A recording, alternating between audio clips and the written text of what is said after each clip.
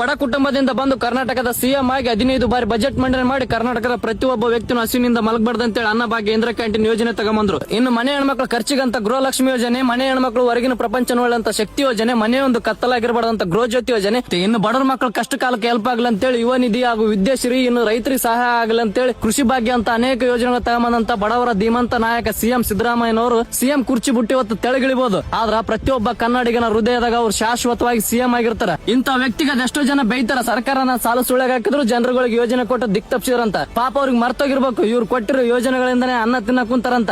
ಇಂಥವ್ರಿಗೆ ಹೇಳೋದಿಷ್ಟೇ, ಅನ್ನ ಹಾಕಿದ ವ್ಯಕ್ತಿನ ಮರಿಬಾರ್ದು, ಉಂಡು ಗಂಗಳನ್ನ ಒದಿಬಾರ್ದು. ದೇವರನ್ನ ನಾವು ಮೆಚ್ಚಂಗಿಲ್ಲ, ಸಿದ್ದರಾಮಯ್ಯನಂತ ವ್ಯಕ್ತಿ ಕೋಟಿ ಕೊಟ್ರು ಸಿಗಂಗಿಲ್ಲ.